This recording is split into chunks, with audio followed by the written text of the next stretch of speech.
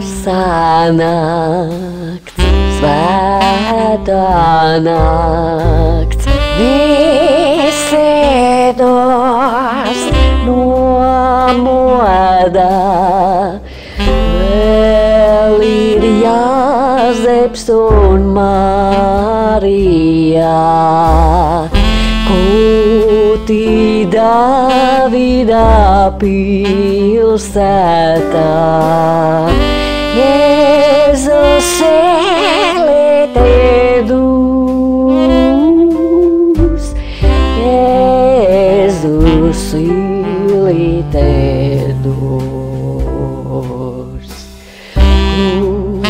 Sanākts, svētā nakts, ganiem Dievs no vēl pats, dzirdēt eņģeļu slavējam,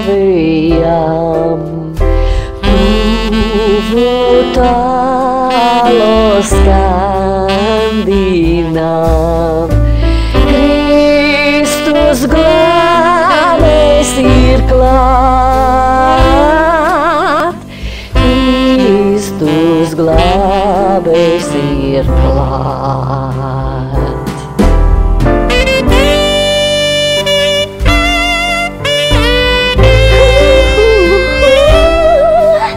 Jo tu dzīves par mums.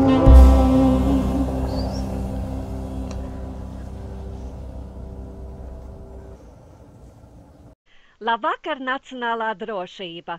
Šovakar ģenerālis Kārlis Krēsliņš, pulkvedis Raimonds Rublovskis, es Marlēna Pirvica un mūsu viese Latvijas Universitātes lektore Līga Leitāne.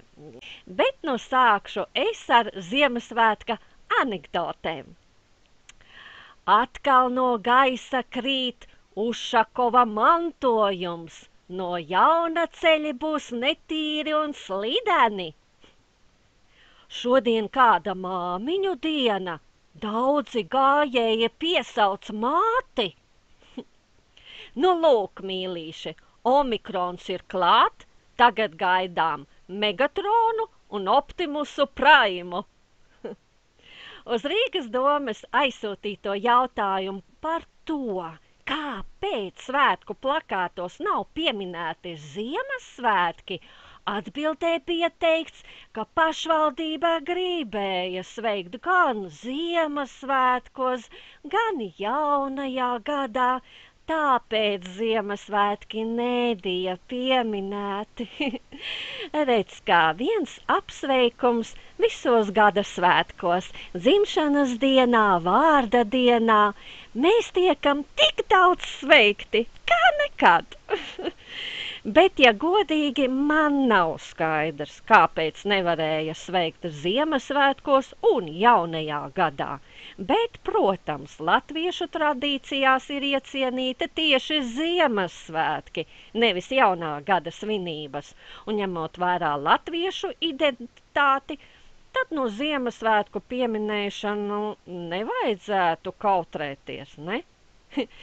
Bet papildus domājams, ka Rīgas dome tomēr melo, jo tas visdrīzāk ir saistīts ar šodienas Rīgas domes esošo tolerantiem spēkiem, kas apvienojas ar Eiropas tendencēm nepieminēt Ziemassvētkus.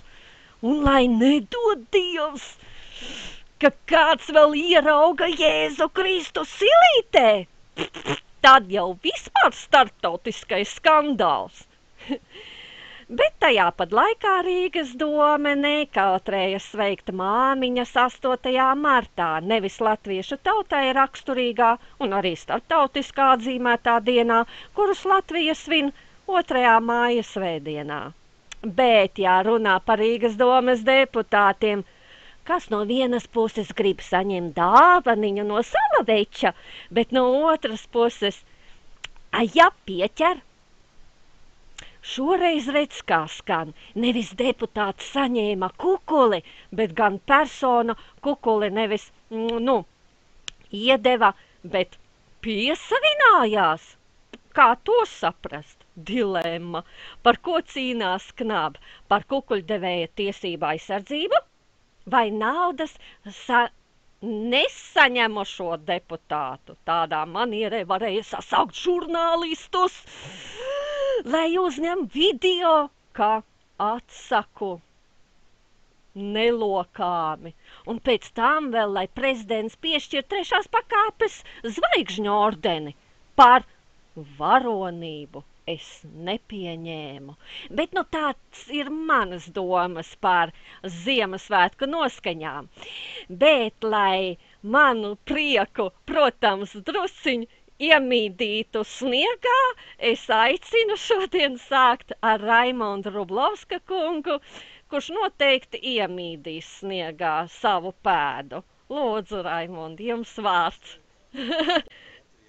Jā, pietiek tādu nekritisku optimistu, kuri saka, ka viss ir labi, ka situācija attīstās normāli un protams, šie optimisti ārkārtīgi ignorē jebkurus datus, jebkuras tendences un tiešām tādā ideoloģiskā izmisumā stāsta par liberālās demokrātijas uzvaras gājienu, par to, ka viss ir kārtībā. Ja, man diemžēl viņi jāapbēdina. Sāksim ar to, kas notika decembrī, ka nevelti Baidena administrācija cēla trauksmi, ka pēdējos 15 gados demokrātiskās valstis ir diezgan nopietni samazinājušās. Jo cilvēkiem vienkārši demokrātija daudzās valstīs asociējās ar nekompetenci, ar stulbumu, ar vienkārši absolūtu neizdarību, kas rezultējās pēc normālas prasības, lai tiktu ievest kaut kāda kārtība. Šo kārtību var nodrošināt principā pavisam citi cilvēki ar citām kompetencēm. Protams, ka šobrīd Rīgas domes koalīcija mums ārkārtīgi lieliski demonstrē par šo pilnīgo stulbumu nekompetenci, par izbrīnu, ka Latvijā esot sniegs, ka sniegu viņi noķert nevar. It kā šeit pēdējos 100 gados agrāk bijis cits, klimats. Un pēkšņi viņi neko nevar. Un šodien es pārvietojos par Rīgu, tur valda absolūts haoss. Iedomāsimies kaut vai šo situāciju, ka jau tā izputinātās tie veloceliņi, jau tā satiksme ir bremzēta. Tad vēl kaut kāda remonta nesaprotam vienlaicīgi visur. Tad vēl pūce, ka viņš centīsies izspiest mašīnas. Es domāju, ka rīdziniekiem, atcerēsimies vienu lietu. Rīdziniekiem Rīgā šobrīd ir apmēram 620 pār tūkstošu cilvēku, kas ir deklarēti Rīgā. No tiem ir 424, laikam, tūkstoši, es nemaldos, kam ir balss tiesības. Un koalīcija pārstāv tikai apmēram 100 000 rīdzinieku. Tātad koalīcija pārstāv absolūtu rīdzinieku mazākumu. Un koalīcija vispār darbojas šobrīd kaut kādas absolūti ekstrēmas, liberālo, progresīvo un zaļi domājošo cilvēku interesēs, pilnīgi nospļaujoties uz nospiedošu rīdzinieku vairākumu. Līdz ar to vienīgā iespēja ir vienkārši rīdziniekiem nākamās vēlēšanās atnākt un izmest viņus ārā, vienkārši aizkrāsot tās veloceliņus un atcerēsimies, demokrātija ir vairākuma vara. Demokrātija ir vairākuma vara, un ja mazākums sāk nelietīgi izmantot šo te labu attieksmi pret sevi, tad attiecīgi šis mazākums jānostāda tajā vietā, kur viņi pelnījuši.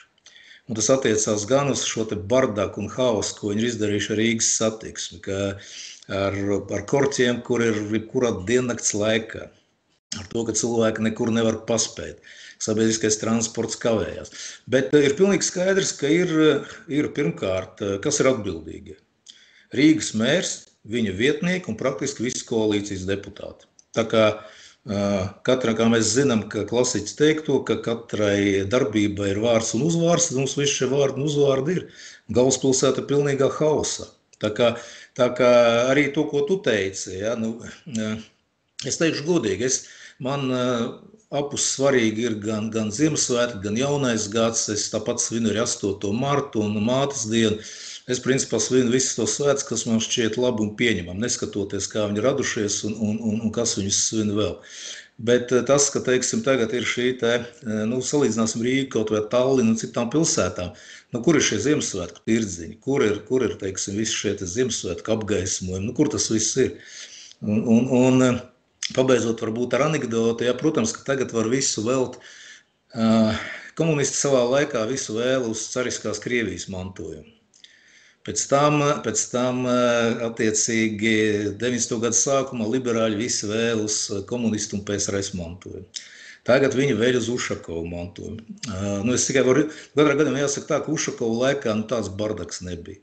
Un vēl mazāk tāds bardaks bija padomu laikā. Sniegs tomēr tika notīrīts, mēs tomēr tajā vecumā, kad es atceros, dzimis un audzis Rīgā, un es atceros, es nevajag stāstīt šeit visus šos stulbības par sniegu un par klimatu.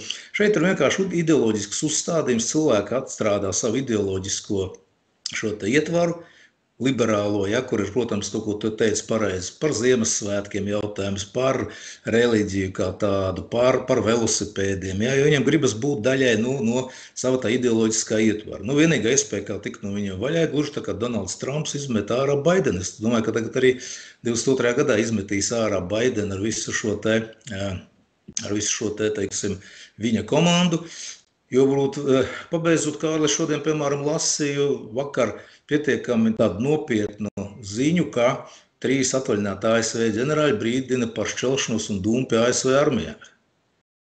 Jā, burtiski vakar. Jā. Un atceries, mēs runājām pirms kaut kādu pusgada, ka bija 124 ģenerāļi, kur brīdināja par to pašu un par Baidena absolūtu nederīgumu būt bruņoto spēku vadītājiem. Un viss šobrīd jau ir ļoti konkrēts brīdinājums par to, ka ASV armija sašķēlusies ar ideoloģiskām līnijām, un ka ļoti var būt, ka pavēles neviens nepildīs. Un šeit man jāsaka, ka es pieskaru šim jautājumam. Tieši tāpēc, ka Baidens ar visu savu varzu sāka veikt visus šos liberālos eksperimentus armijā. Domādam, ka tie cilvēki, kur vienkārši pieņems bez jebkādām ierunām visu to, ko viņiem tur piedāvā.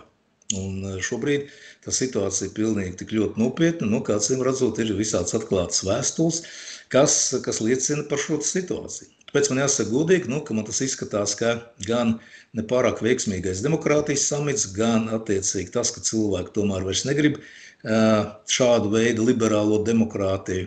Un Rīgā mēs redzam, paskatoties, kā šie cilvēki saimnieko. Gads ir pagājis un ir pilnīgs hauss visās jomās, kur vien var iedomāties. Tā kā es, protams, ļoti ceru, ka varētu būt situācija, ka nākamajā saimā, neskatoties, ko te daži cilvēki runā, nākamajā saimā būs pilnīgi cita koalīcija. Un, ja būs pilnīgi cita koalīcija, tad noteikti nākamajā dienā šī koalīcija ķersies klāt Rīgas domē. Tieši tāpat kā iepriekšējā ķērās Ušakovam klāt, tāpat ķersies Staķim, un tieši tāpatās es pieļauju, ka būs ārkārtas vēlēšanas, un visu viņu komandu izmetīs uz ielas. Un es domāju, ka šoreiz viņus gaida drausmīgi sakāva Rīgā. Ka visi pat tie, kas neatnāca uz vēlēšanām, ciešot no viņas šās darbības, un ja viņiem būs iespēja viņus vienkārši izmest, tas noteikti tiks izdarīts, ko es arī rīdziniekiem novēlu. Pirmkārt, es teiktu tā, ka Rīga kā galvaspilsēta tomēr nes savu valsts identitāti. Un tādai viņai būtu jābūt. Bet to, ko mēs redzam šobrīd Rīgā, tad Rīgā mums vairs Latvijas kā tādas identitātes nav. Mēs esam tādā haosā, bardakā, zaļi domājoši laužam kājas un rokas šobrīd uz ielām, jo mums jau ir neatliekamā palīdzība teikusi, ka dienā ir vairāk kā 60 cilvēki, kuri ir bijuši nonākuši traumpunktā, tā ka patiesībā tas nav maz, jā. Bet, jautājums, cik nopietni sakropļojušies, jā. Tātad faktiski tā ir šādu te cilvēku absolūta nespēja un nevarēšana apsaimniekot. Ziniet, te ir vēl viens tāds moments. Mēs pēdējā laikā esam radījuši absolūti nevarīgus individus. Un, diemžēl, jāsaka tā, mēs vācam vārgumu. Un šī mācēšana, jāsaka, ir uz katra soļa, jo mēs gan bērniem saka, vai ne, tu tur nevari, ja to nedrīkst, ja, tu esi bērns, tur nedrīkst to, nedrīkst šito, nu, rezultātā tie bērni izauguši ir, nu, un tagad mums šie te vadoņi ir, kā saka, nepārāk lielos gados, bet, nu, rezultāts mums ir tādi vārgi vadītāji, vārguļi, kuri nespēja saprast arī to, ka tās ielas ir jāsakopja un viss ir jādara. Bet attiecībā uz šo identitāti man palika ļoti, ļoti skumji, jo es nedēļu atpakaļ biju Lietuvā, Viļņā, un man ir jāsaka, ka informācija par Viļņu, par Lietuvu vispār tiek teikta, nu, kā saka, tādā negatīvākā gaismā. Bet salīdzinoši man ir jāsaka, ka Viļņā ir redzami turisti, dzīve kūsā, cilvēki pārvietojas, viss notiek, ielas ir sakārtotas, viss ir zolīdi un smuki, un tomēr izbraucot cauri var just šo Ziemassvētku noskaņu.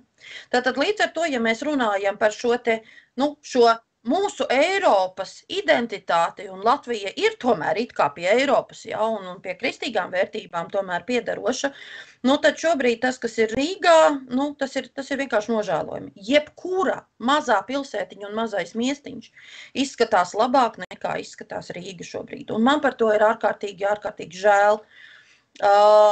Nu, tas ir tāds viens moments, bet, nu, redziet, tā kā mums viena daļa cilvēku ir nederīgi, vienai daļai mums tūlīt, kā vecai desai, beigsies derīguma termiņš, ja? Nu, tad es domāju, ka tuvākā laikā mums būs vēl interesantāk, ja? Tātad, jo mums jau pieminētais, kā saka, Omikrons arī ir atnācis, nu, tātad līdz ar to, ja mēs vienu daļu cilvēku, kuri mums tīrīja ielas, mēs pateicām, ka viņi mums ir nederīgi, nu, tūlītās vēl nākamā porcija būs nederīgi, jo derīguma termiņš būs beidzies, ja? Nu, tad rezultātā, nu, tad jāsaka tā, nu, tad būs vēl interesantāk. Būs vēl interesantāk. Bet patiešām, nu, Rīga ir ļoti, ļoti skumjš stāsts, ļoti skumjš stāsts.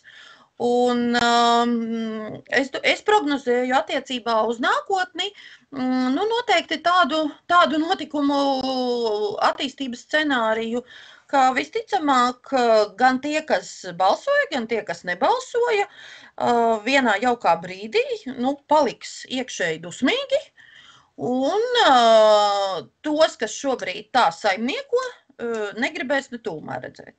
Ja? Un, nu, godīgi sakot, nu, tur tādus cilvēkus, piedodiet, pat darbā vispār pat par sētnieku nevarētu ņemt, ja? Nemaz nerunājot par to, ka viņus kaut kādā vadošā vietā likt. Ja? Jāsaka tā, es nevienam uzņēmējam nerekomendēju viņus paņemt darbā. ASV pārstāvju arī no vadības puses teikto par tām problēmām, kas ir pasaulē. Un man nedaudz tā kā uztrauca vai lika uzmanīgi, un nu, mēs tā kā esam par to gan runājuši, kad saka, labi, tur Ukraina tā ir problēma, Ķīna tā ir problēma, bet Baidenam ir problēma savā valstī.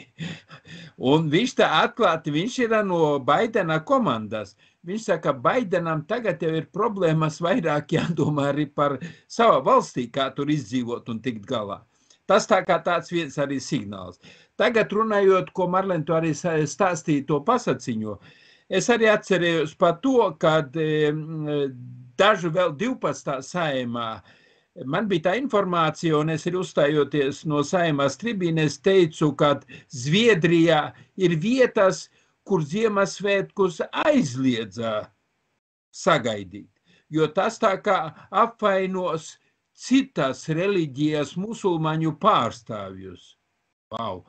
Un tad, kad viens no mācītājs no turienes brauca šeit uz Baltijas valstīm, jo viņam tā kā viņš neuzskata, ka viņš var tur vairs atrasties, nu, ka tur maina tādi noteikumi.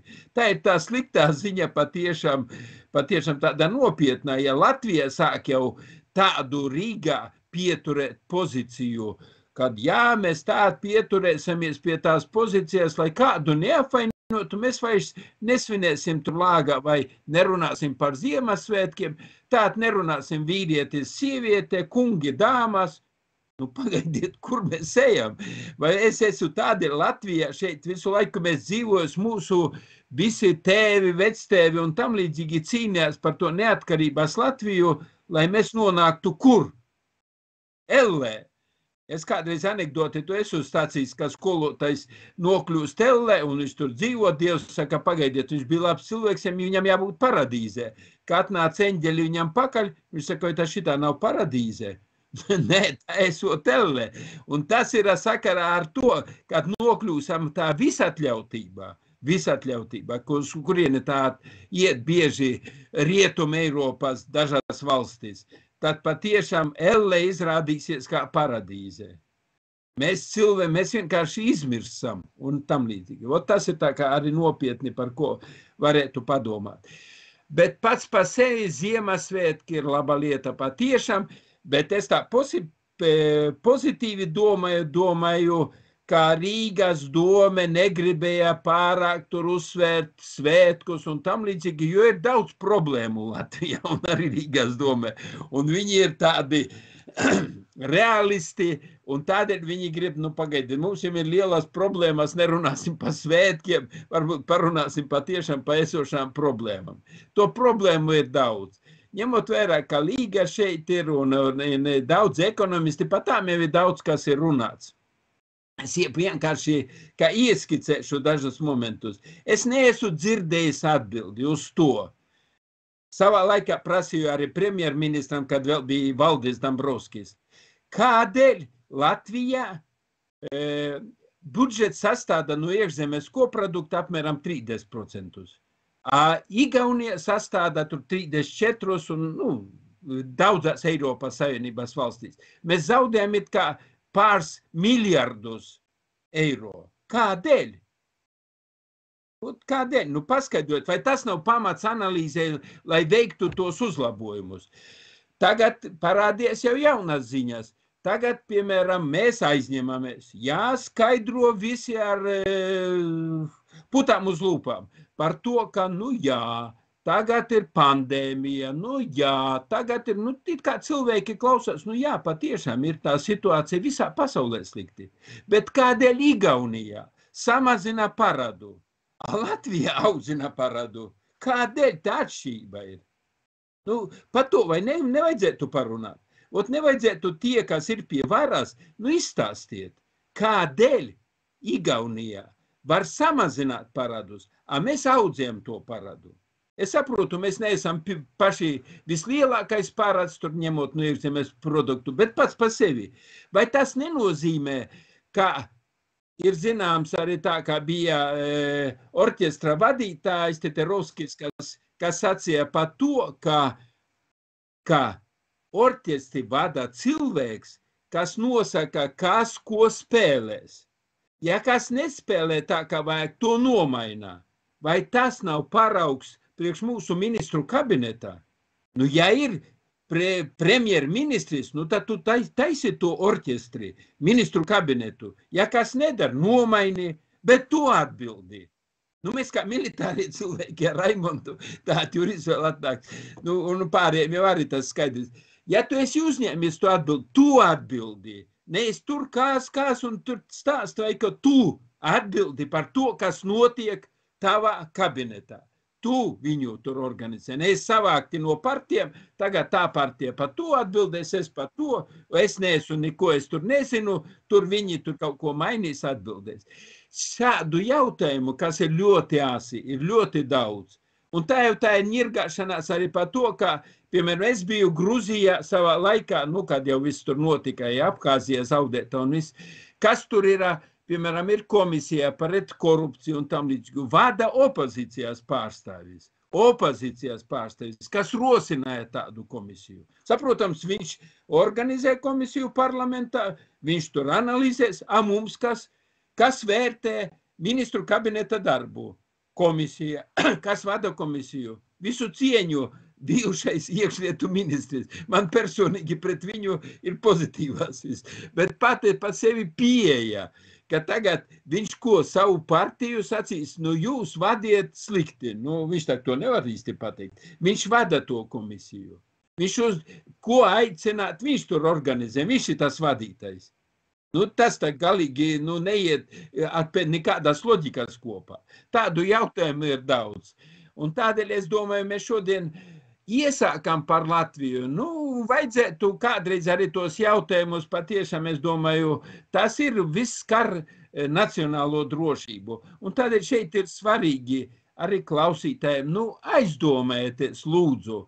Paies laiks, saprotams, ka mēs ko daudz aizmirst. Vai es vēl vienu tādu faktu, kā nosaukšu, tagad parādījās Vācu žurnālā, tur bija par to, ka 500,000 ir Latvija aizgājuši, aizdomās uz Juriju Jurašu un Bordānu. Tur, ok. Labi, viss klusē. Labi parādījās. Bet tās aizdomās izsaka kas? Tur strādāja tai bankā NATO ģenerālsekretārs, ar kuru es esmu ticies. Viņš man ir ļoti pozitīva, es viņu personīgi vērtēju, bet nav mans vērtējums. Tas bija NATO valstis vērtējums, viņš bija NATO ģenerālsekretārs. Tur Vācijas izlūkošanas dienesta viens no vadītājiem. Viņi izsaka tās aizdomās, vai ka Latvijā šeit, un tas ir Latvijas valsts apvainojums. Es nesaku, ka tā bija. Bet tad jūs pasakiet un pierādiet, sazināties ar viņiem, parādiet pasaulē, ka Latvija tur nav vainīga. Vai ja ir, tad sēdieties cietumā. Kādēļ varēja pirms vēlēšanām Jurašs ar papīriņiem, Juris Jurašs ar papīriņiem, 500,000 ir parādnieks, paņēmis 100,000 Raivis Dzintars, un kas tālāk? Tas ir Juris Jurašs, kas šito vicināja. Tas ir tas cilvēks, kuru tiesāja it kā tiesā. Man grūti iedomāties tiesnesi, kas varētu tiesāt Saimas juridiskās komisijas vadītāju. Ginesa rekordu iesniedza, varbūt mēs tur tiksim vismaz. Ka Saimas juridiskās komisijas vadītāju tiesā, viņš nenoliek mandātu, viņš neaiziet no to. Mēs runājam par politisko atbildību, un tu kāda politiska atbildība? Jautājumi ir ļoti daudz. Bet redz, Kārli, ir lieta tāda, ka pusotru mēnesi jau tas notiek, jau Vācijas šis te žurnāls. Viņš esot tāds tomēr ar iedzeltanu iekrāsu šis te izdevums, un tur varētu ticēt vai nevarētu ticēt, bet man bija tas pārsteigums tam, ka tikai viens deputāts, arī starp citu no opozīcijas, ir uzrakstījis drošības dienestam, lai pārbauda šo. Un šie te divi kungi, kurus jūs tagad pieminējāt, viņi vispār nav neatbildējuši neko, bet es zinu, man te viena draudzene žurnāliste stāstīja no neatkarīgās avīzes, ka viņi ir aizsūtījuši vēstuli abiem kungiem, lai viņi sniegtu atbildi, un viņi vēl nevienu vārdu nav teikuši, un redzēs, kā ies. Es domāju, ka mēs esam sasnieguši ārkārtīgi bīstamu robežu, kur pirmkārt sabiedrības novērtējums parlamentam, valdībai un prezidentam ir gandrīz vēsturiski zemākais. Tas nozīmē, ka lielākā daļa sabiedrības negatīvi novērtē šo institūciju darbu.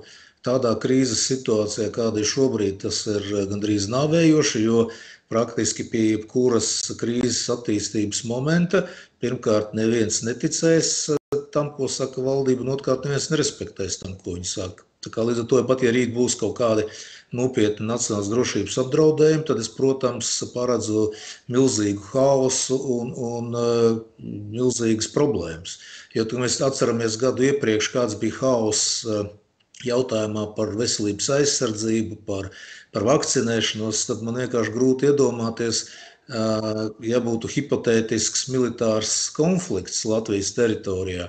Grūti iedomāties, kāds būtu haoss ministru līmenī, parlamenta līmenī un prezidenta līmenī. Tāpēc mums vienkārši ir jāsaprot, ka šis haoss ir pieņēmis ļoti nopietnas apmērus. Šī neustišanās valsts varai ir pieņēmusi ārkārtīgi nopietnas apmērus. Un, ja mēs pieļaujam, ka nākamajā gadā varētu būt kaut kādas vēl dramatiskākas situācijas, tad mums praktiski jāsaka tā, ka mums ir, runājot militārās terminoloģijās, ka mums ir pilnīgi sašķelta armija ar nekompetentiem karavadoņiem, kuri visticamāk mēģinās aizmukt pirms kaujas sākuma. Un armija to visu zina, un armija nesakos tādiem vadoņiem. Un līdz ar to tā ir, manuprāt, tāda situācija, ka tā ir neizbēgama, es pat negribētu teikt kaut kādus skarbus vārdus, bet neizbēgama neveiksme noteikti. Tāpēc, ka mēs paskatāmies visus šos te cilvēkus, par kuriem arī Kārlis runāja, neviens no viņiem nebauda nekādu uzticību, ne plašākās cilvēku masās, ne šaurākās. Un kurš viņiem ticēs, ja pēkšņi viņi sauks visus, pieņemsim, es jums pateikšu godīgi, manuprāt, šobrīd, ja būtu situācija līdzīga kā pirms 30 gadiem un tagad sauktu visus uz barikādēm, neviens neatbraukt, nebūtu nekādas barikādas Rīgā, varbūt būt kaut kādi ierēģi lojālisti, bet cilvēki jau, diemžēl, asociē šo situāciju valsti ar valdību. Neies viņu aizstāvēt ne valdību, ne parlamentu, ne prezidentu. To ir vienkārši ķinās. Un tas, ka dažiem šķiet, ka izgāja ļoti maz cilvēku, jāatcerās latviešu mentalitāti. Latvieši vispār nekur neiet. Un pat, ja tur bija izgājuši ziemā, teiksim, šie daži tūkstoši cilvēku, vairāk tūkstoši cilvēku, es domāju, ka tas ir ļoti nopietnas signāls.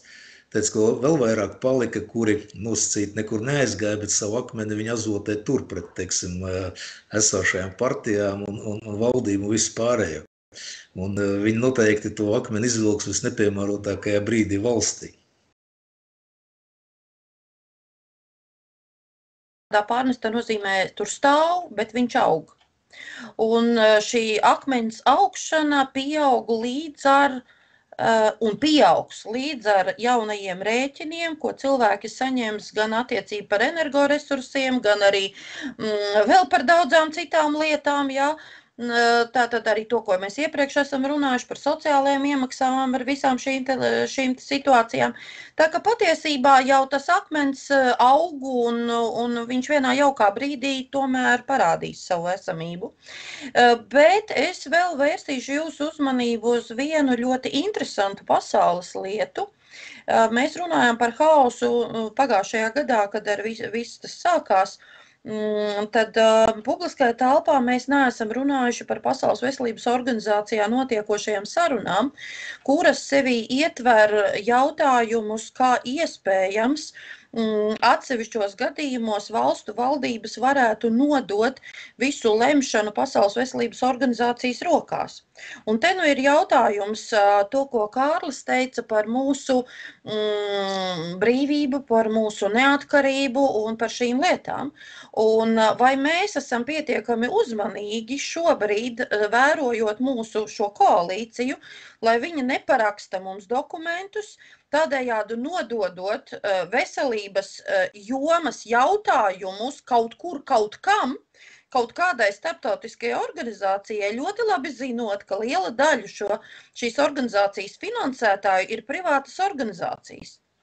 Un tas ir jautājums, kur mums ir jātur roka uz pulsa, jo patiesībā šīs sarunas, kuras ir notikušas, un to mēs varam redzēt Pasaules veselības organizācijas mājaslapā, un ir zināms, ka tātad šīs turpmākās sarunas varētu notikt jau janvārī, jā, tātad pār noteiktu pilnvaru un noteiktu tātad deliģēšanu jaunu un savu pilnvaru, daļēji, jā, varētu pat runāt par nodošanu, jā, un vienošanās panākšanu līdz pat iespējamai kaut kādai starptautiskam dokumentam.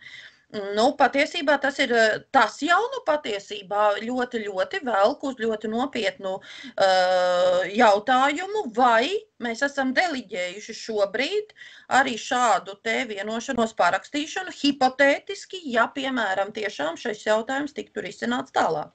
Tā kā līdz ar to te arī pasaules mērogā notiek ļoti daudz un dažādas šīs situācijas, un bez Baidena un bez Putina ir tendences un notikumi, kuri raisa gan bažas, gan arī mums būtu jābūt pietiekoši tālredzīgiem, vismaz jau kādā jautājumā tālredzīgiem, Un vajadzētu tiešām būt nopietnai diskusijai par to, kas, ko un kā. Es tiešām aicinātu arī šobrīd tos, kurus interesē šie jautājumi, paskatieties, pāanalizējiet, bet šo tekstu, kas parādās Pasaules veselības organizācijā, šī iepriekšējā sanāksme bija novembra pašās beigās, tiešām izlasiet kaut 10 reizes. Un iedziļināties tātad katrā vārdā. Un ja iedziļinās katrā vārdā, tad, protams, tas viss var būt gan pozitīvs, bet neaizmirstiet, ka jebkurš jautājums var tikt izmantots gan pozitīvi, gan negatīvi. Tas ir tieši tāpat kā ekonomikā. Jebkādam ekonomiskam lēmumam ir gan pozitīvais rezultāts, gan negatīvais. Un jautājums, tad kas ir kas? Un vai mēs šobrīd, kā saka, esam pietiekoši apdomīgi lēmumu pieņemšanā, kas tiešām skar visplašāko jomu nacionālās drošības jautājumu, ja? Mūsu brīvības, mūsu nacionālās identitātes, ja, jautājums. Tas ir, es domāju, ka ļoti, ļoti nopietnas jautājums. Pakomentēšu arī. Tas ir tikai vēl viens, teiksim, piemērs, kur ir iespējas, kā mūsu suverēnie lēmumi tiks nodoti, teiksim, institūcijai, kur neviens nav neievēlējis un kur neviens nevar kontrolēt. Un tagad paskatāmies, teiksim, ja mēs tā ļoti atklāti runājam, tad, protams, ka Latvijas aizsardzības un drošības politika koordinē NATO. Tas ir skaidrs. Tātad jau tur ir, teiksim, mēs esam nodevuši lēmumu pieņemšanas procedūru zināmā mērā. Ekonomiskos jautājumos praktiski, šobrīd mēs esam, palabojoties kļūdos, bet mēs esam pilnīgi atkarīgi un mūsu vispār valsts funkcionēšana ir atkarīga no Eiropas Savienības attiecīgā finansējuma, jo bez šīs naudas budžetā mums būtu vēl daudzreiz smagāka situācija. Tagad mēs runājam par veselības aizsardzību. Tad mēs jau šobrīd varam konstatēt situāciju, ka gandrīz visi lielākie strateģiskie lēmumi tiek pieņemti ārpus šīs valsts teritorijas. Tad rodas jautājums. Vienkārši jautājums. Ko tad dara prezidents, premjerministrs un visi šie ministri? Vai nav tā, ka viņi ir vienkārši, teiksim, maza ranga menedžeri pasaules, teiksim, kopējā organizācijā, kur vienkārši izpilda pavēles? Nosacīt, kā runājot, maza garnizona vadība, kuru vienkārši izpilda pavēles, kuras sūta vai no Maskavas PSRS laikā, vai no Briseles, vai no Monsas vai Vašingtonas. Tāpēc man tas izskatās apmēram tā, jo praktiski visu mūsu valsts funkcionēšanu šobrīd nodrošina NATO, kā bruņoties spēki nodrošina mūsu drošību, Eiropas Savienība nodrošina mūsu attiecīgi valsts funkcionēšanu finansiāli un ekonomiski. Tagad, ja pievienosies vēl Pasaules veselības organizācija, tad viņi noteiks visus jautājumus, kas skar veselību. Tad praktiski par ko tad Latvijas valsts atbildēs, ja jautājumi, kas ir aizsardzība, ekonomika, veselība, labklājība tiek izlemti citur. Tad rodas jautājums, vai šie visi cilvēki, ko mēs tagad apspriežam Latvijas līmenī, ka viņi vienkārši ir cilvēki bez reālās varas un ietekmes. Viņi vienkārši tādi, tā kā pagasta vadītāji globālā līmenī, kuri vienkārši pilda savus pavēles un kuriem, piedod Kārli, bet saka, ja labi sēdēs kaut kādā apgabalā, mēs tev izsauksim uz Maskavu un iedosim kaut kādu amatu Maskavā vai Vašingtonā vai citur. Tas šobrīd izskatās gan Dombrovska gadījums, tas, kas Valdis, gan vēl daži gadījumi. Tāpēc, protams, šī situācija ir pilnīgi piekrītu Līgai, ka situācija ļoti nopietna un ņemot vērā visu to, kas ap mums notiek šobrīd, mums, manuprāt, ir ļoti reāls apdraudējums mūsu nacionālajai drošībai šobrīd. Mūsdienās tagad bieži dažādas starptautiskās organizācijas tiek stipri ietekmētas ar naudas resursiem. Es nerunāju, ka visi mēs zinām visiem tas ir mums zināmas lietas par gāzi, Vāciju, nopietna valsts, kas ir kancleri, kas pēc tam strādā Krievijas koncernos par gāzes un viens no vadītājiem un tam līdzīgi. Viss tas notiek, bet tas ir visādos līmeņos. Tādēļ šeit patiešām arī, ko Raimonds teica par to, kad jautājums ir par to, kad mūsiem dažreiz, ar ko tā nodarbojas ārlietu ministrija, cik viņa ir pastāvīga, cik viņa var pieņemt kādus lēmumus, vai viņa vienkārši atskaņo tur, ko lemj kaut kur kopā. Labi, kopā jau lemj, tad vajag parādīt, par ko mēs cīnījāmies, kas mums izdevās sasniegt. Man tās ticībās sevišķi lielas nav, ja tagad runā par to visu vakcinēšanos. Es esmu vakcinējies, es tur neesmu antivakcers un tam līdzīgi, ne par to iet runā. Bet pats par sevi, kad man visu laiku šito stāsta, ka vajag vakcinēties 3., 4., 5., kuru tur poti, tad, kad pārāk daudz par to runā, tad man rodās jautājums, vai tas nav patiešām ietekmējams, ka tur kāds taisa no tā biznesu lielu, ka visādas vakcīnas jaunas radīsies, un mēs esam tie, kurus izmanto vienkārši, lai taisītu to biznesu. Kaut kāda tāda nevisai pārāk laba sajūta. Tas, ka vakcinēties, labi, mēs esam visādi ir gripas un visādi ir bijuši, kur vakcinējas, un es pats kā militārais esmu komandējumās vai kaut kur braucis ārpus valsts, vajag vakcinēties, vajagus. Jā, tas ir kaut kas cits, bet šeit ir bija pārāk šitās ietekmējams pa vakcinēšanu. Bet kas attiecās uz NATO, tur man ir savs viedoklis, es uzskatu, ka NATO, tas ir ļoti būtiski, un mums ir sava balss. Es saprotu, ka nevar jau 770 apmēram miljardi ASV dolāru ASV budžetu salīdzināt ar Latvijas, bet tas miljonos, tikai tie paši 770 apmēram miljoni eiro. Tas ir dažādas kategorijas, bet no otras puses NATO valstīm tomēr katra valsts ir savā balss, un kur bieži cenšas, lai būtu vienots, lai visi piekristu, un ka mēs esam par to priecīgi, kad mums ir kopēja tā aizsardzības sistēma. Ne jau gaisa telpu mēs varētu kontrolēt paši. Lietuva, Igaunija vai Latvija. Saprotams, ka iznīcinātāji nāk no dažām citām NATO valstīm, un tā ir kopējā gudrā viedā aizsardzība. Es tam pilnīgi piekrītu, un es uzskatu, šeit ir normāli atstrādāt. Jautājums, tur ir daudzi citi jautājumi ir par militāro jomu. Kā piemēram, tagad Baltijas valstis nolēma, kad varētu runāt par kopējo aizsardzību šī reģiona. Jā, par to es tiku runājis 20 gadus atpakaļ, drusku vairāk. Beidzot tā arī sāk runāt. Kādreiz es tiku es paskatījos, man augšā grāmatā stāv Baltijas valstis vēstures griežos. Es runāju par to, ka vajadzētu kopēju mācību iestādi militāru. Tā ir Baltdefense College. Kaut kas jau notiek. Ļoti žēl, kad mēs dažreiz jautājumi, kas tā kā ir loģiski, kad mēs viņu sākam ieviest ar lielu nokavēšanos, ar ļoti ilgi tas paiet. Tagad arī bija, nesen bija tur svētdien, vai kad bija tā sarunā kārtības rullis, vai pirmdien bija kārtības rullis, kad runāja par to, kad lobēšanās likumu pieņemt. Runā, un tad tur sāk taisnoties. Mēs te esam aizņemti, tur vajag tik daudz laika, pagaidiet.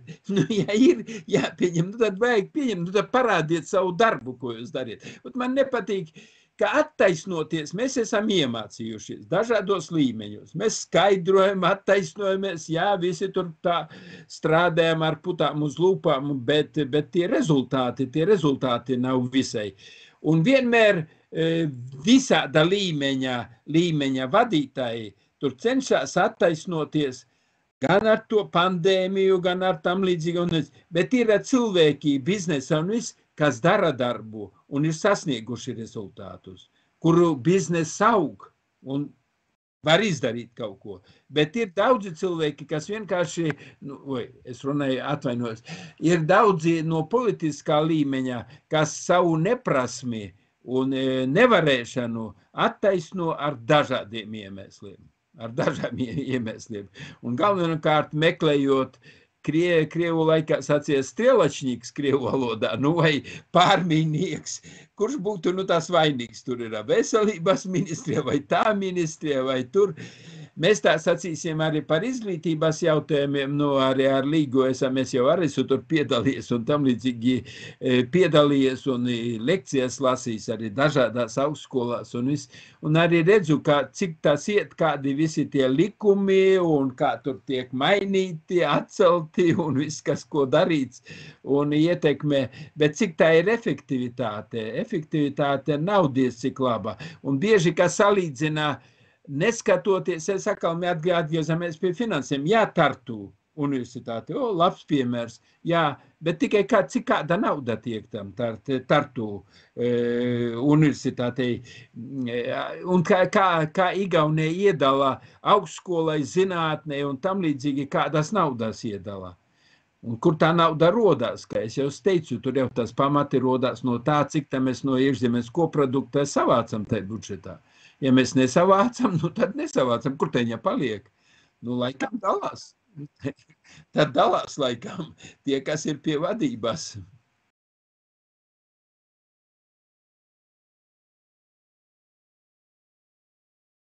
Pozīcijās, kuras faktiski nākotnē neģenerē ieņēmumus. Un mēs esam ārkārtīgi čakli veidot objektus, kuri tērēs naudu, bet mēs ļoti vārgi radam apstākļus, lai ģenerētu ieņēmumus. Un tā arī atbilde tas, ko jūs teicāt arī par Igauniju. Kāpēc Igaunijā tātad tas budžets ir lielāks un kāpēc var domāt par pat parāda samazinājumu, tad pēdējie dati šobrīd jau liecina, ka Latvijai būs jārēķinās ar lielākām izmaksām saistībā ar aizņemto līdzekļu apkalpošanu. Tas ir viens. Tālāk mēs tikko šodien dzirdam par to, ka būs kārtējā īpašā kampaņa, jātērē nauda, jāskaidro sabiedrībai par balstu vakcīnām. Tātad, piedodiet, cilvēkam nav jāuzbāžas šādā te variantā. Tas viss rada tikai un vienīgi tādu, jāsaka, gan aizdomīgumu, gan pretestību, gan visu, kas ir ar to saistīts. Ja? Tā kā līdz ar to naudas šķiešanas, to apjomu, ko mēs esam šķiežam, kaut ko reklamētu, kaut kādu stabu aplīmētu, vēl kaut ko, tas ir vienkārši fantastisks. Ja mēs katrs savā saimniecībā, katrs savā mājasaimniecībā kaut vai tikai to vien darītu, kā kaut kādus saukļus un uzsaukumus saviem ģimenes locekļiem teiktu, piedodiet, bet mūsu mājās tad neviens darbs nebūtu kustējies ne no vietas. Ja? Tas ir, diemžēl, tas, kas ir, tā ir tiešām katastrofa. Bet, ziniet, es atļaušos izteikt vienu hipotēzi. Protams, tā ir hipotēze par to, kas šobrīd notiek un pie kā mēs varam nonākt nākamā gada laikā. Un tad mums ir jāatcerās, ko nozīmē reiderisms, ko nozīmē, piemēram, biznesā ir reiderisms, biznesā ir vienas kompānijas vēlme apēst citu kompāniju. Ja? Tātad faktiski paņemt zem savas tās kontroles. Un ja es skatos to, kas šobrīd notiek, diezgan tādā globālā formātā, tad es gribētu teikt, ka šobrīd ir diezgan liela mēroga reiderisms notiek. Un jau vienā no iepriekšējiem raidījumiem es izteicu tādu apzīmējumu mūsu vadītājiem un lēmējiem, ka viņi ir menedžeri. Un tad, lūk, tā sajūta, tas, kas ir šobrīd, tas, kas notiek, jā, jo es tagad velku ārā no šīm te arī teorētiskās zināšanas, bet tikai un visus tos momentus un modeļus, kādā veidā tas tiek vispār īstenots. Es tagad viņu mēģinu paskatīties uz notikumiem tādā globālākā kontekstā tieši caur šo te prizmu. Un tas kaut kādā mērā kaut kur līdzinās tādam reiderisma izpausmēm, kad kāds no kaut kurienes grib apēst daudzas faktiski pat, es pat teiktu, valstis. Es pat teiktu, ka tās ir valstis. Un redziet, ja mēs paskatāmies tādu globālo to kontekstu, tad mums ir ekonomiskie veidojumi, kuri ir spēcīgāki par valstīm un valstu grupām kopumā. Un tā vēlme pārvaldīt, valdīt, varu pārņemt ir tik spēcīga, bet mēs jau domājam, mēs esam valsts, ja, un mēs tad mūsu valsts viena un otra un trešā, bet redziet, tai varai vai vēlmē pēc varas jau nav robežu pēc būtības. Tiem, kuriem gribas šo varu, viņiem gribētos pārvaldīt, kā saka, visus un visādos veidos, ja. Bet atgriežoties atpakaļ pie šiem te notikumiem, kas ir šobrīd, protams, ka tas, kas šobrīd notiek, ir atsevišķa biznesa virzienu milzīgs peļņas laiks, neiedomājams peļņas laiks. Un jo vairāk izplatās kaut kas, jo faktiski var labāk pelnīt. Jo tad ir 1., 2., 3., 5. un nezinu, jau varbūt 25. jau ieplānota kādam varbūt, ja? Tad rezultātā mēs vēl faktiski pat nekādus publiskus un oficiālus datus un pētījumus nebijām ieraudzījuši, bet tā histērija jau tika sacēlta diezgan pamatīga. Protams, ka tas viss ir peļņas jautājums, jo neaizmirsīsim, ka šeit neviens ar labdarību nenodarbojās. Nav labdarības. Mēs nerunājam par to, ka mums būtu organizācija, kura uz labdarības principiem nosadzot tikai pašizmaksas kaut ko ražotu un tagad glābtu. Ja? Mēs runājam par neiedomājumiem peļņas apmēriem. Ja? Bet atgriežoties tad lūk pie tās situācijas, kas mūs var sagaidīt nākamā gadā. Es neizslēdzu varbūtību, ka nākamā gadā šie menedžeri, kuri ļoti labi, kā saka, varbūt pat pilnīgi noticot tam, ka viņi rīkojās, kā saka, kā glābēji, valsts glābēji, ka viņi absolūti neanalizē šo situāciju tādā, tiešām globālā kontekstā, ņemot vērā visus iespējamos apstākļus un varbūtības, jo man patīk vienmēr juristikā viņi saka tā, kā būtu, ja būtu. Ja? Un tad līgumos paredz visas šīs lietas, kā būtu, ja būtu. Bet, diemžēl, es neredzu šo profesionalitāti attiecīgi uz to, ka mēs tiešām esam novērsušas visas iespējamos gadījumus, kā būtu, ja būtu. Ja kāds negodprātīgi arī gribētu izmantot arī visu šo situāciju, ja, lielākā vai mazākā mērā, bet jebkurā gadījumā, arī vienkārši nopelnot uz šīm valstīm. Kaut vai vienkārši nopelnot uz valstīm. Un tā ir tā lielā problēma saistībā ar to, kas notiek, ka galu beigās tas viss var beigties ar ļoti, ļoti nopietnu šo te valstisko apdraudējumu, jo iedomājamies tagad to hipotēci. Tātad vienā jaukā brīdī, tomēr, kā saka, mēs pēkšņi attopamies un ieraugam, ka tas tomēr ir kaut kāds tāds, peļņas gājiens, dažādos formātos.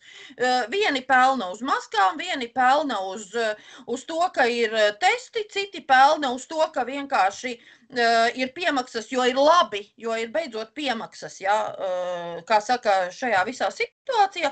Un jāsaka, ka, pilnīgi vienīgi, kā saka, šeit ir gan arī ieguvēji. Un tagad vienkārši vienā jaukā brīdī mums pēkšņi mēs nonākam pie situācijas, ka jā, ir tāda bijusi situācija, citi ir izmantoti un kāds ir mēģinājis uz tā visa iedzīvoties. Kā jūs domājat, vai cilvēki nebūs dusmīgi? Būs.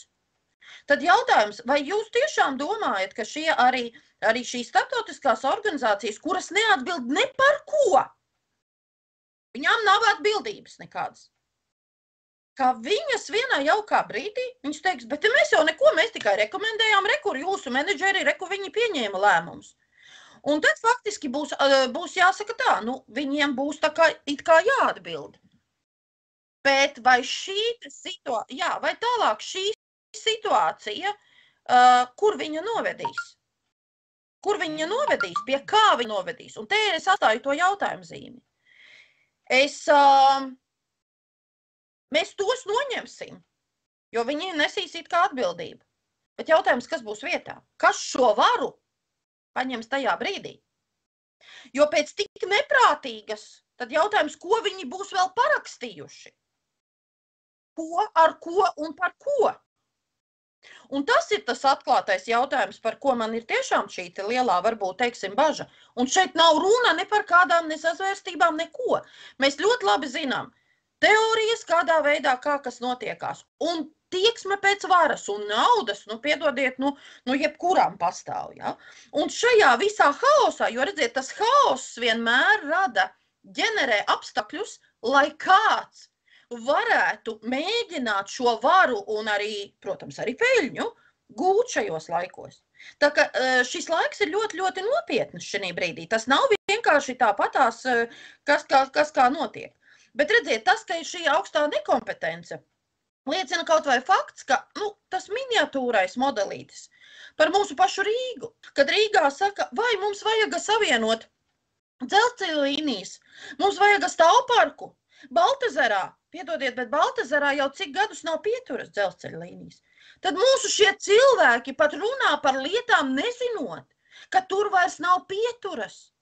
Viņi pat nezin, ka tur nav tramvaja tur pieturas vēl kaut kā, ja? Tad faktiski tas visbīstamākais ir, ka mums jau nav faktiski šīs kompetences tādā nopietnā līmenī. Un ja mēs esam bez kompetences, tad mēs savā, varbūt arī tādā vēlmē sadarīt kaut ko un ātri grābt un kaut ko darīt, mēs varam sadarīt milzīgas muļķības, kas var apdraudēt pēc būtības, tātad tiešām arī šīs nacionālās intereses. Un šajā situācijā neesam mēs vienīgi. Ja? Šī situācija praktiski izspēlējās ļoti lielā mērā arī citās valstīs. Mēs neesam absolūti ne unikāli nekā, bet tāpat laikā tas, ka parādās lūk šādas idejas par veselības jomas, iespējamu lēmumu pieņemšanu centralizētā formātā un tam līdzīgi, tas ir tikai apliecinājums patiesībā tam, ka vai mēs pietiekami, kā saka, visneiedomājamākos veidos esam izvērtējuši visas iespējamās sekas, scenārijus, varbūtības, gan ticamos, gan neticamos. Jo es atkal, šeit nav runa par kaut kādām sazvērstībām vai ko, bet es vēlreiz atkārtoju to, ko vienmēr labi augstas klases juristi saka tā, kā būtu, ja būtu. Vai mums ir skaidrs redzējums par visiem iespējamiem scenārijiem, varbūtībām, kādi mums varētu šeit sekot. Tas, ka, protams, ka šeit mums visticamākais, kaut kādā brīdī parādīsies informācija visticamāk par korupciju, vispār kopumā. Te nav runa tikai par šo te medicīnas jomu, nē. Es domāju par korupciju šajā laika periodā.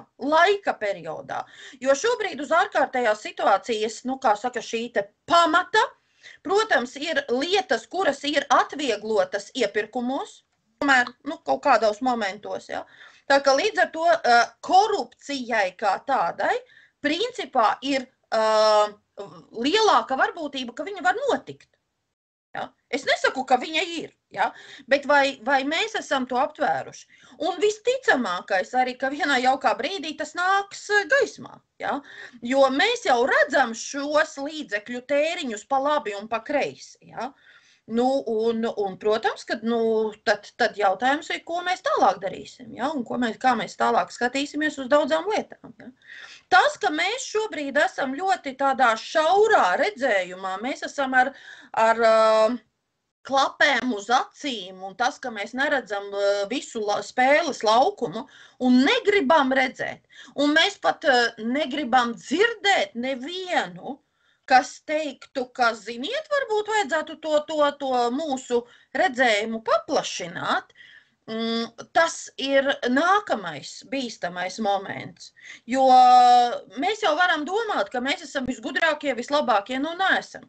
Tikai tajā brīdī, kad mēs diskutējam, tad, kad mēs apspriežam visneiedomājamākās lietas, ja? Tad, kad mums ir tā saucamās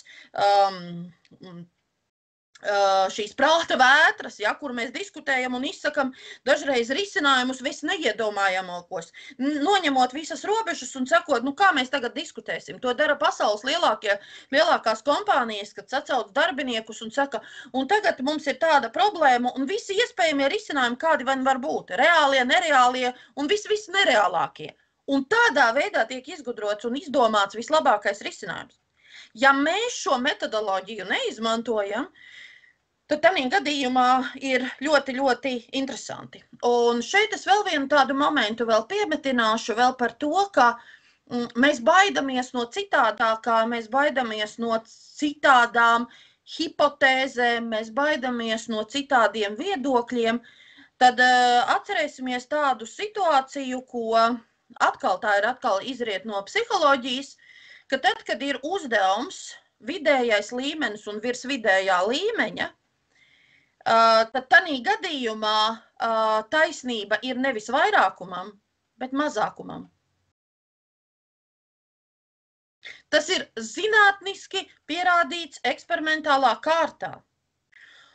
Mums neviens psihologs mums šeit netiek nekad, kā saka, televīzijā vispār aicināt. Ja? Mēs neanalizējam. Mēs tikai dzirdam, ka psihologi tagad saka, ka ir problēmas ar jauniešiem, problēmas ar cilvēkiem, ir depresijas, ir nespēja tikt ar sevi galā un tā tālāk un tā tālāk. Bet tad lūk, bet varbūt, ka tomēr arī to zinātni mums arī vajadzētu tomēr neaizmirst. Ja? Neaizmirst. Protams, es šī brīdī tā druskiņi hipotētiski, protams, to visu to saku, jo es paredzu drūmu rezultātu nākamā gadā vienam otram menedžerim, diezgan drūmu, jo, protams, kā arī viņu darbība vēl aizvien, viņa saniknos vēl to, kas ir absolūti vēl bijis mierīgs, visticamāk, tāpēc es izteicu šo te momentu par derīguma termiņu, pa cilvēka derīguma termiņu uz laiku, jā, tas saniknos vēl tos, kurš šobrīd ir absolūti mierīgs. Nu, un tad paskatīsimies, kas ir tālāk, jo viens ir tad, kad ir runa par atbildību, viens ir tad, kad ir runa par lēmumiem, kuru, jā, cilvēki mums ir atbildīgi un ir tomēr... bet viņi ir piesardzīgi. Viņi ir piesardzīgi, viņi ir atbildīgi, bet viņi tajā pat laikā vērtē ļoti dažādos griezumos. Nevienlīgi. Un labāk būtu novērtējuši šos vērtējumus, tos cilvēkus, ja, kur viņi dažādi skatās uz jautājumiem un būtu meklējuši visdažādākos risinājumus, nevis vienkārši pēc kaut kādas vienas ceļa kartes, kur kāds ir izdomājis, kur tajā pat laikā mēs redzam, ka mēs darām dažreiz arī muļķības dažādas. Bet, jā, noteikti nākamais gads būs noteikti smags. Noteikti būs smags. Bet man vienīgi jums jautājums, Līga, ir, jūs pieminējāt to, ka cilvēki vēl pārdomās, man brīžiem liekas, cik vēl tur var domāt par tām dusmām runājot, ja? Jo, piemēram, tikko partijas Latvijas attīstībai valdes loceklis Edgars Jaunups par nevakcinēto 60 000 darbinieku atstādināšanu preses klubā pasaka skaidri, paši vainīgi, kas jums liedza līdz šim vakcinēties? Kāpēc jācieš šī mazākuma dēļ? Redziet, tagad mēs jau esam mazākuma dēļ, kuriem kāpēc jācieš, ja? Nu, redziet, šis atkal ir nākamais jautājums ir par to, kas mēs esam. Šis laiks, šie pēdējie 2 gadi mūs ir parādījuši to, kādi mēs esam kā cilvēki. Cik mēs esam cilvēcīgi, cik mēs neesam cilvēcīgi, cik mēs esam citus izprotoši vai neizprotoši. Un, ja no vienas puses mēs teiksim, tad mēs teiksim tā, kā ļoti labi, jo mēs turpmāk zinām, kas ir kas. Vispār. Te nav runa par šo tikai jautājumu. Tas parāda cilvēka būtību plašākā kontekstā. Šis cilvēks sevi parāda ne jau tikai tajā konkrētajā jautājumā, bet tā ir viņa attieksme pret cilvēku kā tādu. Te nav runa vairs par to. Tas nozīmē, ja šodien faktiski mēs Tad sakam, varbūt, vai viņš uzskata, ka viņš ir varbūt pārāks, vai kādi ir pārāki par kādiem. Piedodiet, tepatās cilvēkam ir viens amats, tepatās viņš var nebūt tajā amatā. Cilvēks pirmkārt ir cilvēks vispār. Ja? Un tas parāda, cik un kādi mēs esam kā cilvēki. Un, ziniet, senos laikos teica tā. Ar šo cilvēku pat cūkas ganīt kopā nevarētu. Ja? Tad lūk, tā jau mēs arī faktiski kā sabiedrība šobrīd sadalīsimies. ka būs cilvēki, kuri to pieņems, ka var pret citu būt agresīvs, ka pret citu var būt noniecinošs, kas tu tāds esi, ja? Vai pateikt, vai ja cilvēks būs paklupis, tad pastumt viņu ar kājām, nu, lai tad tu krīti vēl dziļāk, ja, tajā bedrē. Un būs tajā pat laikā cilvēki, kuri būs pavisam savādāki. Un te ir jautājums tiešām par to, bet tas jau arī parāda mūsu morāli, mūsu sabiedrības morāli. Tas parāda, kāda mēs esam kā sabiedrība. Tas visu parāda. Tas ir, saprotiet, mēs esam plīvurus noņēmuši. Un mēs tagad esam savā viedoklī kaili, tādi, kādi mēs esam. Ir jautājums, līdz ar to uzreiz papildu jautājums, man nav miera. Bet vai tomēr tas nav tie padomu laiki mums tā ietekmējuši, ka padomu laikos ticība nebija, Dievs nav, baznīca nav, bet paskatieties, kā šodien, starp citu, Kārlis šodien runāja par baznīcām, ja, Dānijā jūs sacījāt, starp citu, jā, ārvalstīs tagad tā ir, ka baznīcās iet nedrīkst bez certifikāta. Ja tev nav certifikāta, tad tu ieiet baznīcā nedrīkst. Un ko dara baznīcas ārvalstīs? Viņas visus dievkalpojumus tagad veido ārpusē, dzied Ziemassvētku dziesmiņas par Jēzu. Nu, paši uzprasījāties, ja? Tagad tas ielās dziedās par Jēzu un Kristus svētkiem, ja? Ziemas laikā. Kur Latvijā ir mūsu šīs te baznīcu pārstāvi? Vakcinējieties. Nav viņu. Katoļu. Nē, bet redziet, šeit nav šī te arī tā pārliecība, ka arī no šo reliģisko, kā saka, priekšstāvju puses, ka viņiem būtu arī jāpaietās pret šiem cilvēkiem, jo viņus atstumjot, viņi jau tāpēc neaizies vairāk, kā saka, nedarīs, kā saka, tāpēc, lai tiktu pie tā, kā saka, kas viņu tad novērtēs. Nu, nē, tas nav tas. Te ir jautājums atkal par mūsu tiem cilvēkiem. Un bet, par to, kādi mēs esam. Līga par katoļiem runājot, ja, kad sākās tās nevis Jēzu Kristu sludināšana, bet vakcinācijas sludināšanas, man tas sākumā izraisīja goda vārds šoku. Nevis tu runā par Jēzu no kanceles, bet tu runā par vakcināciju, ja, kad tu saki nevis Jēzus Kristus dziedina, bet vakcinācija dziedina.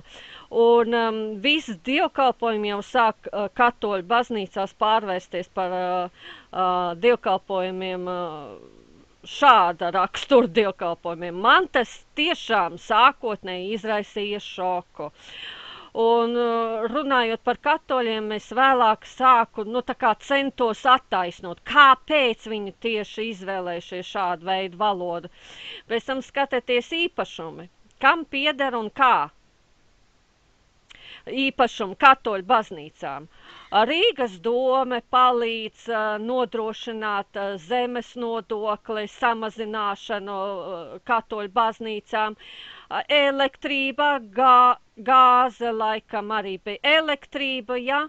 Ziemassvētkos dažādi tur apgaismojumi katoļu baznīcām tiek elektrība nodrošināta no šīm te stācijām, ja.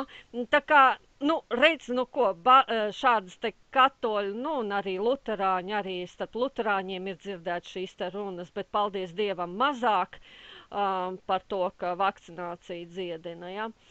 Nav tik ļoti aizrāvušās, bet tāpat laikā es domāju, ka šis aspekts zemes lietas ir ļoti nozīmīgas. Marlēna, es visu to tagad traktēšu ekonomiskajās kategorijās. Daudzas organizācijas, iestādes un cilvēki. Faktiski, citiem vārdiem sakot, indivīdi dažādu veidu, kļūstot atkarīgi no kaut kā, lai kas tas būtu. sāk nonākt situācijā, kad viņiem ir jārunā tas, kas jārunā, un ir jākalpo tam, kam jākalpo. Līdz ar to, ja organizācija ir lielā mērā atkarīga no kāda, vai arī pat no valsts, tad viņa nevar attiecīgi runāt pret valsti. Nu, pret tiem, kas ir iedevuši. Tāds jau ir, diemžēl, šis finansiāli ekonomiskais efekts, ja, kas tomēr nonāk. Kāpēc iet runa arī dažādās organizācijas par neatkarīgiem revidentiem, neatkarīgiem auditējiem, neatkarīgām institūcijām, un te jau ir tas priekšnoteikums, neatkarīgs nozīmētu, ka tiešām var būt neatkarīgs. Tāpēc ir šie finansējumi un viss, un kas ir uzraugošās institūcijas, kā viņas tiek veidotas. Ja jau kurš kļūst atkarīgs no kaut kāda finansējuma, kas mums nāk attiecīgi no kaut kāda avota, tad šis avots jau arī, protams, uzliek savu pienākumu, ko teikt un ko darīt. Un tas jau ir arī tas vājums. Ja? Un šī gadījumā pat, kā saka, cenšas, ja, kā saka, izpildīt to, ko vajag izpildīt. Ja. Attiecībā uz visu to, kā mēs to esam izdarījuši, mēs faktiski visu šo pēdējo gadu, manuprāt, esam rīkojušies atbilstoši tādai uzspiestam paņēmienam, absolūti nesaprotot cilvēku psiholoģiju, absolūti nesaprotot vispār, ka tas rosina tikai un vienīgi lielāku pretestību. Tātad mēs redzot to, kā finansējumi kustās starp to pašu pasaules organizācijām, dažādām starptautiskajām, kas kurš ko finansē, peļņas rezultātus redzot un tā tālāk. Mums ir jāsaprot tas, ka būs un ir cilvēki, un nevis vienā valstī, bet praktiski visā pasaulē, kur lietas skatā pavisam savādāk un detalizētāk un piesardzīgāk. Ja? Piesardzīgāk vispār, ja? Uzticības kontekstā. Ja? Ir tā, ka ir kāds, kas uzreiz atver sirdi un teiks, jā, es uzticos, jā, un tu man esi labs cilvēks, ja? Domājot, bet ir, protams, sabiedrībā, un vienmēr tā ir bijis, un visās sabiedrībās, ka ir cilvēki, kuri ir piesardzīgi. Un tā, ka līdz ar to tas, ko mēs šobrīd, un kā mēs to esam, mēs paši esam noģenerējuši visu to, lai mums būtu šāda situācija. Bet, atgriežoties vēlreiz pie šīs te situācijas, ka mēs varam faktiski par kādu, sākot no tā, ka lai ārstējās paši, lai nomirst, ātrāk nomirst, un tā tālāk ar visām šīm runām, tas vienīgais tikai liecina par to, ka cilvēkiem nav cilvēki ir kļuvuši necilvēcīgi, un tas nav vispadomījis tikai laiks, jo šeit jau mēs runājam par jauniem cilvēkiem, un tas ir mūsu brīvvalsts laiks, kad faktiski it kā mums ir ticība, un tanīpat laikā mēs nepieturāmies pie morāles. Liela revizija bijusi. Piedarība pie reliģijas vēl nenozīmē arī morāli augstā līmenī. Tas to nenozīmē. Ja mēs cieņu, ja mēs godīgumu, darba tikumu nevērtējam, un mēs gadiem esam noniecinājuši skolotājus, darba darītājus, bet visu mērījuši tikai pēc naudas lieluma, tad mēs neko citu nevaram sagaidīt.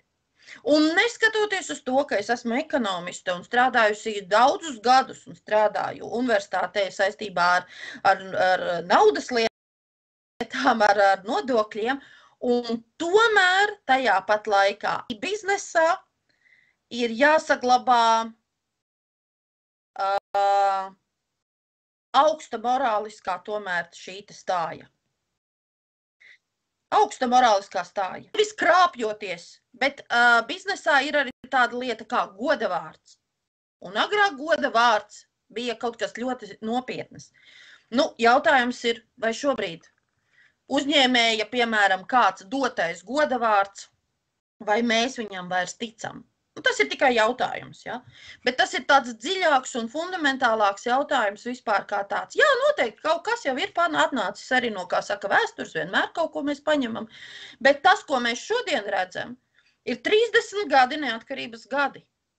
Un šie 30 gadnieki ir skolā mācījušies jau mūsu neatkarības laikos. Un kur Jā, ir bet viņu ko viņi cilvēciskais, ir morāliskais mācījušies šajā stāvoklis? brīvības laikā? Par to Līga ir tas stāsts. Ko? Izglītības sistēma jau arī ir. Domājuši, mēs esam mācījušies tikai naudas varu, un mūsu dieva vietā ir bijusi nauda. Nu, te arī mēs esam. Ko tad mēs varam gribēt? Paskatīsimies vēl vienu momentu. Paskatīsimies, cik daudz mums ir vecu ļaužu no pansionātos, veco cilvēku, vecmāmiņu un vectētiņu, kuri viņu ģimenēm vairs nav vajadzīgi. Jo, lūk, viņi nav ekonomiski izdevīgi, par viņiem ir jārūpējās, tur ir jāieliek darbs. Kāpēc mums ir tik daudz šo cilvēku? Vai mēs vispār zinām, cik mums viņu ir? Šo vecu ļaužu pansionātu, kurus mēs tagad dēvējam par sociālās aprūpes namiem, kur tuvinieki gadā pat nav Aizlīferē. atnākuši.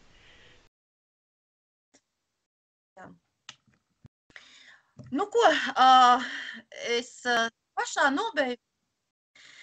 nobeigumā es vēlētos jums vēlēt siltu sirdi, gaišu prātu, mīlestību, būt blakus vienam ar otru.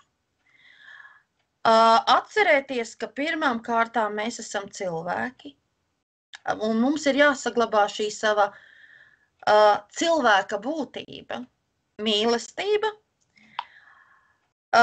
turēt godā sevi, sev svarīgās lietas un darīt sirds darbus visiem.